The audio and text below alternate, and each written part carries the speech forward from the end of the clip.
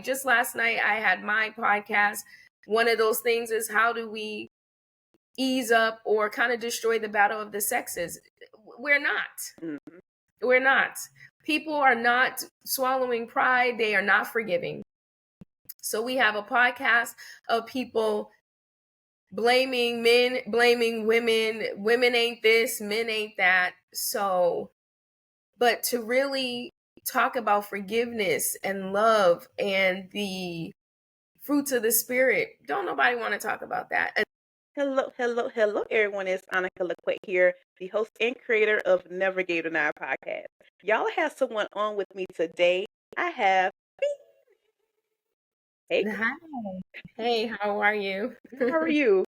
I am doing well. Thanks for asking. Of course. So, tell us a little bit about yourself. Ooh. So, I like to lead with being a mom of four. The reason that being is because a lot of people don't know I have children, and they would never expect it's four children. I was married for about 10 years and I divorced. And so I would be right now what they would call a single mom, which I don't necessarily believe that is the title. I'm a single woman raising children, co-parenting with someone else. So I'm not really singly doing it, but I enjoy it. I do enjoy being a mother. I am a radio personality. I'm like a lifer student. I'm always in school for something. And I'm an entrepreneur. Come on now. See, that's a good thing that you said that you introduce yourself as a mom first, which is top priority over everything, period. So I completely understand where you're coming from. So you spoke a little bit about that you are a radio personality. So tell us a little bit about like what inspires you to get into that career field and how has that evolved over time?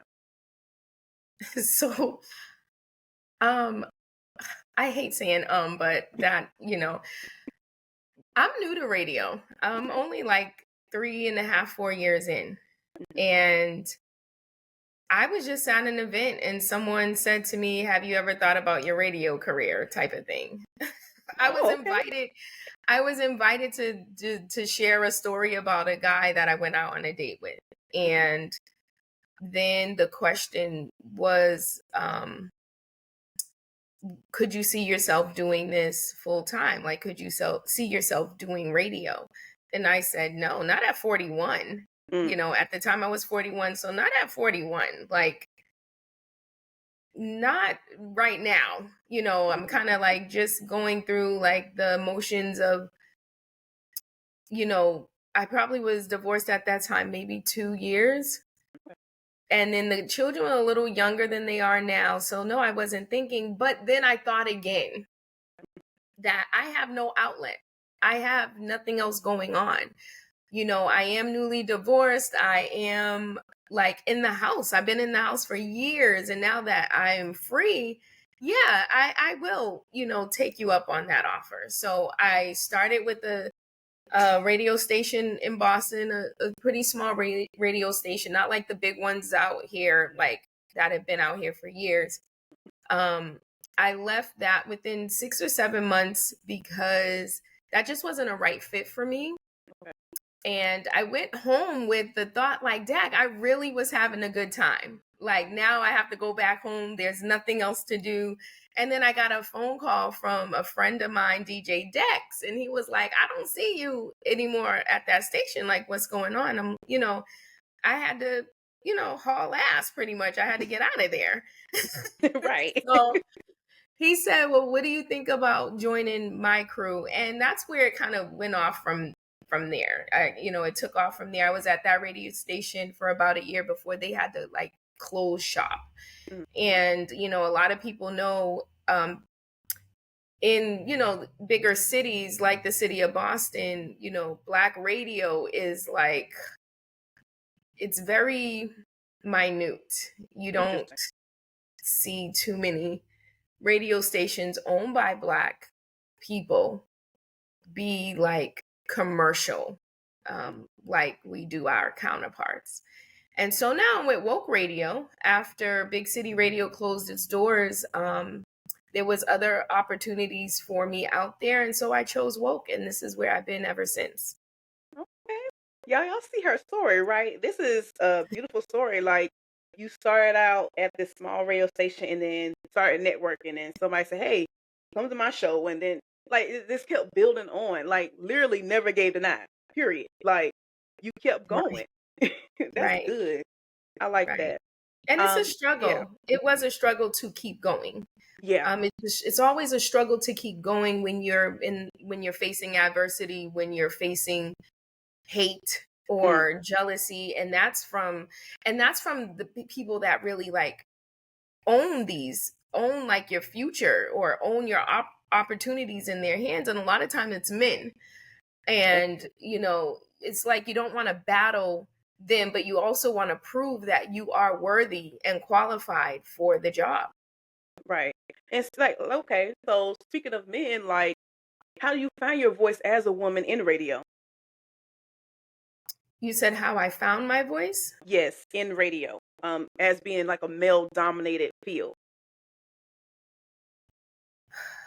You know what, I didn't find my voice. I already knew what it sounded like. Come on you now. know Okay. I already knew the type of pressure, even the sound of my voice makes in Mm, rooms. right. And I don't I didn't really focus on having to fight, especially now I'm at a radio station where it's woman led, and it is different. It is different. There is less competition, which you would assume there will be more competition. But I think too, with women, a lot of times we just accept people for who they are. Right. A lot of times working for men, they will try to downplay you or humble you, which is a popular thing that they're doing right now. And I found myself doing that in that first radio station, being humbled, told that you're doing too much. You need to lower it down. You're advertising yourself too much. You're too toxic. And that had me thinking, I'm toxic, like out of all the people in the world, me, little old me. Hmm. But it was toxicity to a person that's not familiar with maturity or professionalism or just being an all around woman. I find myself to be quite dainty, quite feminine, as well as not a force to be reckoned with. Mm, yeah, I understand that. So can you share a moment on the air that changed your perspective about your life and your career? A moment on the air. You know what? It wasn't necessarily on the air. It was a gentleman that I was interviewing named Julian Miller. I believe that's his last name. Um, for some odd reason, after I interviewed him, he said, "Phoenix, I just want to say something to you. Don't give up." Mm, And I looked at him because I was right at the place where I knew that this big city radio was closing up shop, and I didn't know what I was going to do. And at that time, I was just introducing myself to events and curating events and different, functions where it was like hands on, or we're doing stuff. It's not just clubs or dancing, mhm. interactive things. But I felt discouraged. I literally felt discouraged. I'm like, what else is there for me to do? And a lot of times at that moment, I did a lot of praying. And I asked God, I said, Father, let your will be done. On Mm, this one, just let your will be done. If it's meant for me to be in this field for fun, because I find it to be a field for fun. I do one show a week called Phoenix Fyre Fridays on Woke Radio, and I'm playing all 90s R&B. Even though it seems small to other people, it's big for me because I'm out of the house. I get to meet yep. people. But what really changed my thought and my life immediately is that God will use whoever he wants to use to speak to you. And this gentleman said, "Do not give up." And I said, "What are you talking about?" He said, "No, I don't want you to stop doing this. What you're doing, I don't want you to stop doing." And I said, "Oh my God." I said, I'm planning on giving up because I'm tired. Right. I'm tired of I can't necessarily say lies, but people getting who I am wrong. I'm tired of the lack of support in such a small city that you grew up in. Mm-hmm. I was tired of battling with the men in that field. Right. And then,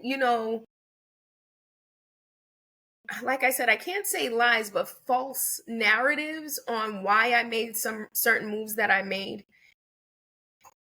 And I said, okay. And I was in tears. I'm interviewing him about himself, Right. but I mean, he literally had me in tears. And he said, "You got it. You got whatever it is that you have inside. You have it. You have the personality. You have the look. You have it. You have to keep going." Another thing that discouraged me as well is my age. And yes, I don't look 44, but at the same time, I'm 44. And when I think about doors opening for me, I don't think necessarily they open for people of my age. Right. Yes, there are opportunities and blessings that might come out of the cut at any age. But when I think of radio, TV, music, usually you get them younger. They're introduced younger, so the longevity of their career looks great. I didn't have that. I don't have that. I just have the gifts that God have given me. And I know that the word says those gifts will make room for you. So I chose to listen to him. I chose to take heed and be obedient to what this gentleman said, and I haven't stopped. I love that. And see, that's a lot of like misconceptions because we're going to talk about that a little bit with these questions. When older people say that it's like, I'm starting older and I feel like I'm a little behind or different things like that. And I always reference Coco Chanel. I'm like, she was 75 when she started the Chanel brand. And then it Right. took off from there. I'm like, you're never too old to start anything. Just do it. God allows you to do it. You put it into your mind and your everyday movement, and he said just do it, and you doing it, and you are successful, clearly, okay, and you are doing amazing. So yes, keep going. And that's for anybody else who are feeling discouraged because of their age. Y'all are doing a dang on thing, so just keep going. Yeah, so Thank you. you're Thank welcome. you. I agree. So how do you handle the pressure of consistently engaging an audience while still being authentic to yourself? Repeat that. I got you. So it says, how do you handle the pressure of constantly engaging the audience while staying authentic to yourself? I don't really feel pressured in engaging an audience that's even different from me. I consistently just try to be me. Mhm. I consistently just try to be me. I'm not that funny, right? So, like, I'm not that funny, but I'm really corny. And I think that corniness or even my lack of experience a lot within the world, like, I find myself to be a city girl, like, not necessarily a fighter, but I am one of those that know my legal rights as far as like carrying. Like I carry a firearm every day, everywhere I go. Right. I find that to be something like if you mess with me, Roxbury is about to blast off on you in here. So I try to consistently be myself, whether that is, kind of wholesome or feisty, but I don't find myself to be too funny. But again, that corniness, or like Jonathan Gates said to me yesterday, you be having blonde girl moments. I just indulge in that. I let that work for me. There's a lot of things I don't know out here. There's a lot of things on celebrity gossip and what's the new stuff, even stuff with, politics. That's not really where I'm at. So I just kind of, I don't like to use the term fake it till you make it, but if I don't know, I'll figure it out. Yeah. and I'll kind of go with the flow, but I never feel pressured to keep a crowd entertained. It is what it is, or it isn't. Um, I can only do but so much. And with what I have, if it's not enough, then this is just not a room for me. This is not a crowd for me to entertain. You're right. Show up as your authentic self. I love that.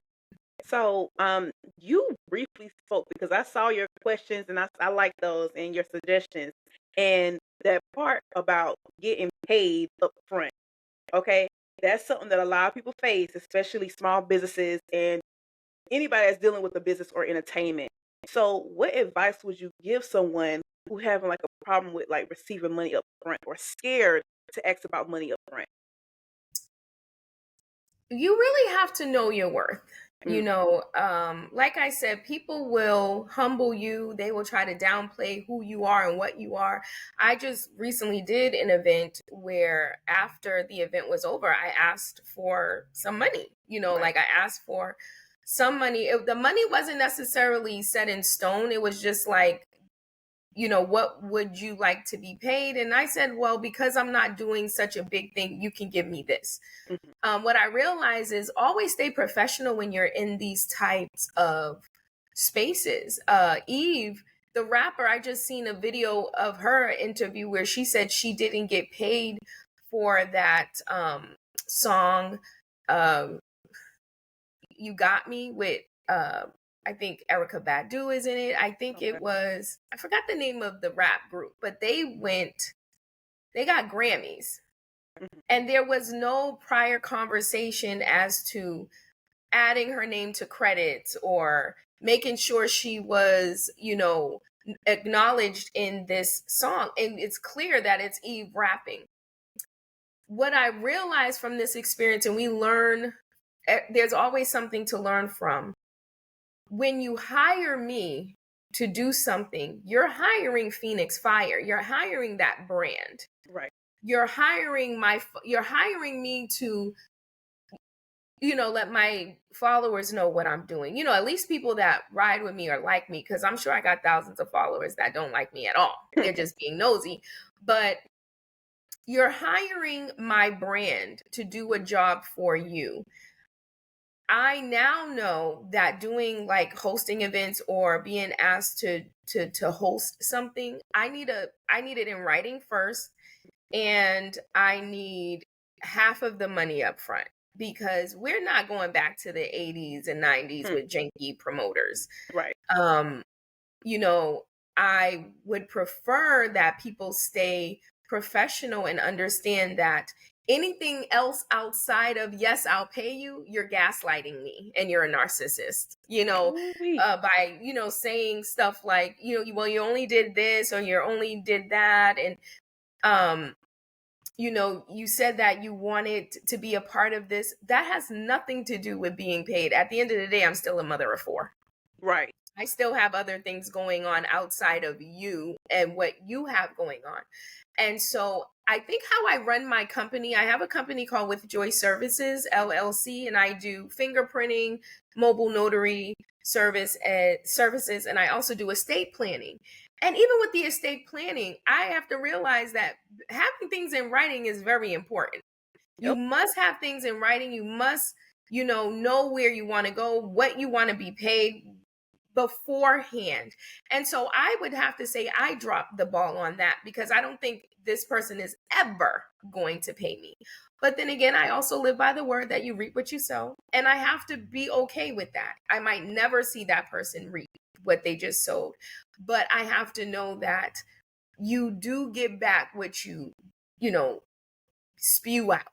That's true. So, but I'm also getting back because if I invested in signing up a contract and making sure those T's were crossed and those I's were dotted, I wouldn't be looking for money. Right. That's true. Y'all, she is dropping jewels for y'all, so I hope y'all are paying attention, okay?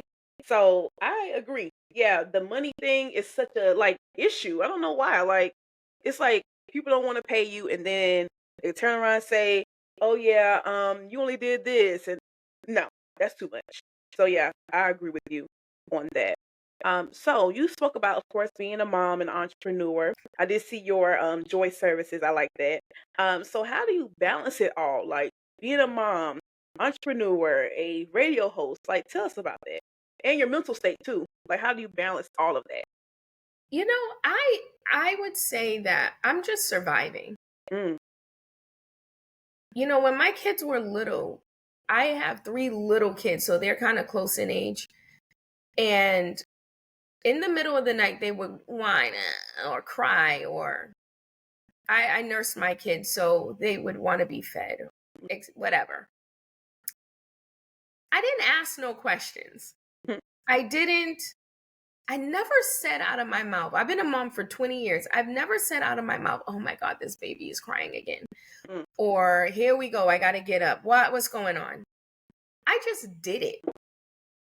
I just did it. It was just a part of what it was that I was supposed to do. Get up. The baby's crying. Figure it out.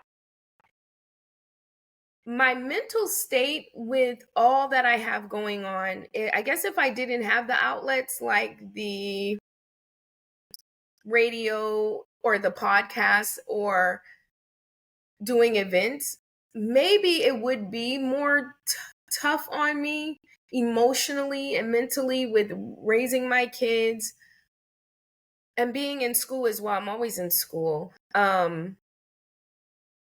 But I realize that it is just what I have to do. Now things do fall to the side sometimes. Like I just realized yesterday, and this is something that I have to kind of admit, like within the last year I've been in and out of court with the ex-spouse, okay?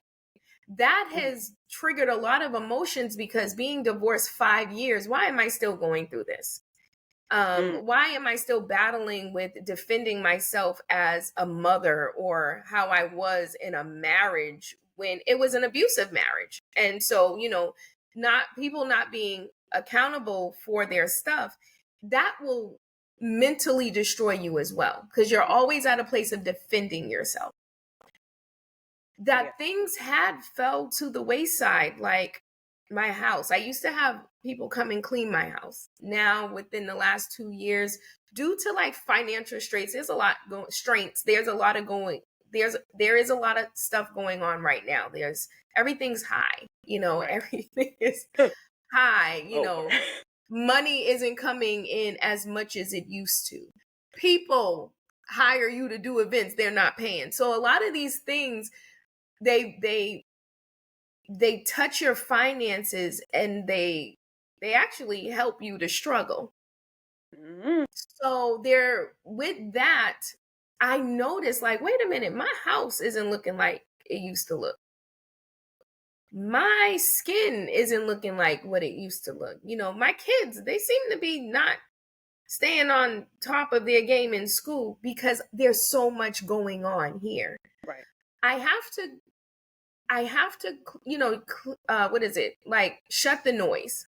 Yeah. The noise is the back and forth to court. The noise is the nonsense in the street. The noise is the people not wanting to pay you for whatever reason. The noise is trying to belittle what I do or try to humble me. Those things affect you. And they Mhm. definitely affected me to now where I'm looking and I just can't. I cannot come in my home, which it's a beautiful home, and I'm like, nothing's put away. And I'm the head of my household. How I deal with that is prayer. Keeping my relationships strong with Christ. Like I have no choice but to keep God first. Not being so concerned on the fact that I am a single woman and my desire is still to be married and have a husband love on me like I missed out on for so many years because of my choices, right? I chose that person. So when I give things to God and I really put into perspective that He knows the plans that He have for me, the plans to prosper me and not to harm me, I find comfort with that. And I have to continue to stay drenched in that word so that I don't waver and literally lose my mind. So I look at it really, to be honest, is it's just something that I have to do. Yeah, and a lot of women have experienced that doing stuff that you have to do. Man, that's powerful. So the next question is, because we talked about this a little bit before. You said a little bit about people get you wrong a little bit. So, what is one misconception people have about radio personalities that you wish to change? Oh, I never thought about a misconception with the radio personality. Um, I would say maybe here in this city, because we're so small and you have small internet-based radio stations to choose from, that maybe radio personalities like to pop from one radio station to the next for some odd reason. But I don't really know of any misconceptions that people would have on a radio personality. I know that there has been misconceptions about me. I don't really know much in detail, like what people have said, but regardless of what it is, I think it's just, I don't know how other radio personalities view it, or people who are on the radio, or DJs. I don't really know how they view it. How I view it is, if it's not fun, I'm not doing it. Hmm. It has to be fun. Okay. This is like my video game. My kids love video games. They love these little things. And they've gotten, a lot of times, the younger they are, they get addicted to that, you know, playing these things. Right. Mhm. But one of my sons was frustrated. Like, I could hear him upstairs, oh God, and just all this anger and rage. And I yelled out his name and I said, "Sir, what is wrong with you?" "Oh, I can't get to the next level." I said, "You know what? You got to turn it off. Mhm. Turn it off. Video games are for fun. Yeah. If it's causing you to get this frustrated, you don't need to play them." Mhm. So I look at that with radio.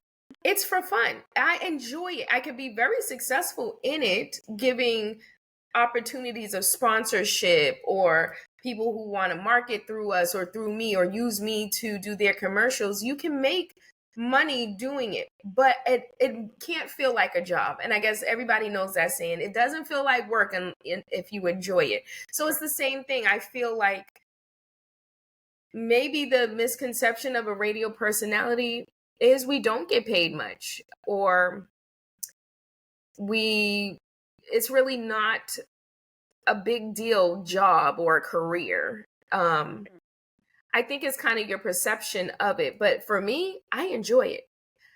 It has opened up rooms for me in different areas. I will tell you this, radio personalities, if you can't, it's definitely difficult to date out here. It's definitely difficult because when your I name believe is it. plastered, right? Or people Mhm. see you, they might assume that you already have someone, or you go from guy to guy. It's not even the case. Like I said, it's really for fun. Yeah. And you know what? Speaking of relationships, doing podcasts is, I feel like, it's a little bit similar to radio. The first thing that dudes say is like, "Oh my gosh, I see you on social media." I'm like, ugh. I'm Right. like, you're not supposed to see that. Like, it feels like they're Right. kind of in your personal business before they get to know your personal business. It's, Right. I don't know. Yeah, you feel the same way. You're exposed, you Yeah. know, especially if you're a transparent person. You're Mhm. exposed. People are going to know things from about you that you haven't sat down and shared with them because of Yes. podcasting or because of radio. They see your character, in a sense. They see your personality, and they either like it or they don't. Mhm. And I get that all the time. Like, I get it. I don't even that's probably why I don't date. That's Mhm. probably why there's no one in my inbox blowing me up. And Same. when I compared inboxes from when I was married to now, when I was married, I was still Phoenix. People knew me from the city, but I moved outside of the city, had kids, nobody seen me, gained like 1,000 pounds, like seriously, due to the stress. Mhm. So now that I'm back out here and I feel refreshed and renewed, but what you see is also radio, podcasting, and these events that I'm hosting. She got a man, or Mm. she's not going to be interested, or whatever the case is, or it just could be God blocking it until the right time. So I really can't really focus on that. But I will tell you this: yes, you hear that a lot. "Oh, you look so lovely. I think I follow you." And I just leave it at that. Really, to this point, I feel like I don't even care anymore. Either you are or you ain't. Yep. So if you're not bold enough to talk to me anyways, it wouldn't make a difference. I'm definitely not gonna approach anybody. And I know times have changed where people believe women can now, holler at a guy if they want to. I'm still not doing that. I'm old school. I'm still not going to do that. Mm-hmm. So yep, I agree. I agree. So the next question is, if you could use your platform to spark one important information or conversation, what would that be and why? which is popular but not so popular with podcasting, it depends, is relationship with God. Mm. Talking about salvation and who you are and why you're here. Those type of spiritual conversations, they might not work where I'm at right now, but then again, I don't know where God is leading me. Where I am today could be opening up doors for me to talk about the love of God, or to talk about, how I had to maneuver through my spiritual journey. I'm not negating that I'm not putting a cap that I can't do that now. It's almost like you kind of get in where you fit in, and then you blow up with, once you're in the room, that's it. These are the demands I make, and this is what I'm doing next. So if that, for me, to change the world is talking about your spiritual growth, your relationship within your creator, and also how to love and forgive. Those are not popular conversations. Mm-hmm. Forgiveness is not something people want to hear. And that's why just last night I had my podcast. One of those things is, how do we ease up or kind of destroy the battle of the sexes? We're not. Mm-hmm. We're not. People are not swallowing pride. They are not forgiving. So we have a podcast of people blaming men, blaming women. Women ain't this, men ain't that. So, but to really talk about forgiveness and love and the fruits of the spirit, don't nobody want to talk about that until they want to talk about it. So maybe at the right time, God will open up some doors for me to create that platform to really talk about it. Yeah, I agree. And this is a platform because we're gonna talk about Jesus over here. Okay. The title of the show is Never Gave Denied. It's a Right. play on of, life being delayed. And y'all, she is telling the truth. Like, a lot of people are kind of scared to tell about their, spiritual journey without being judged and all of that. There's no justice over here because I am all about telling people stories from their point of view. This is the reason why this show exists. Whether if you want to talk about God or you want to talk about different things, I give the floor to everybody. And the same with the battle of the sexes. Like, I let people know that this is not what y'all think it's going to be. I'm like, this episode, which was live, if you saw it, I think you did saw it. It was live, and it was both men and women, and I had entrepreneurs, spiritual leaders, all that on that show to talk about different things that they have been through, and also like face what's really challenging and what they could change about it. So, y'all, we are changing the narrative over here. So get with the times, okay? So with the times, yes, I love what you said. So I totally agree with you. And the next question is, what advice would you give someone who wants to be a radio personality? We see kids in here all the time do their internship, and they come in and they ask their questions. Just do it. You can start radio and podcasting and all that stuff from your home. I mean, not everybody needs to be seen, though. No. So not everybody needs to be seen, and not everybody is blessed with that personality to handle this thing here. You know what I mean? Come on. Not everybody is equipped or qualified for that position. But if it's something that you like to do, you study it. You study it, you eat, breathe, and live it. Radio is something that it's different. It's not what it used to be. A lot of us don't even have dials in our cities anymore. you know. So we're doing a lot of internet-based radio like Sirius or iHeart, because those things, they don't want us to have those things. You can get a broader audience on the internet, but you can catch the people that don't have internet. You get what I'm saying? You can catch those ones, those older people that don't know how to download your app, but they can tune in on their radio or in the car and listen to you. That's rare here. That's rare for a lot of cities of color. And that's unfortunate. So, but if you do, you knock, you keep knocking, eventually a door will be open. If it doesn't open for you in the amount of time that you felt like it should, opportunities and things, God is outside of time. Maybe it's just not the right time for you, So I just say, if that's because kids go to school for communications all the time. And a lot of people that go to school for communication don't even get into radio. Yeah, that's true.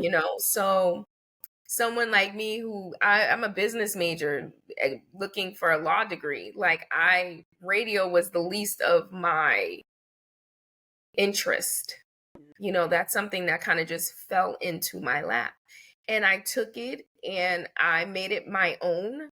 And I created a name from that. I created, Phoenix Fyre out of being introduced to something. You gave me a little seed. That's back to what women do. We multiply. We put things, we get the, wheels moving. And I made a brand out of it. Yep.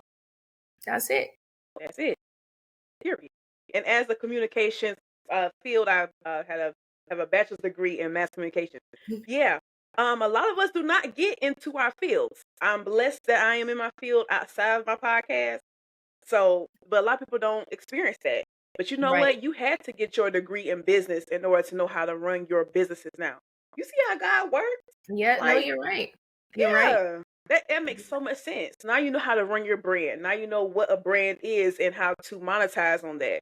See, everything happens for a reason. Everything from marketing and advertisement. Yes. Everything from public speaking, because taking being a business major when I was, because now school starts in September, the law program. But in business, you're taking these classes that you find not, I'm not going to be doing this. Public speaking, I took that public speaking course. That was a part of my degree. And it did make sense, like public speaking.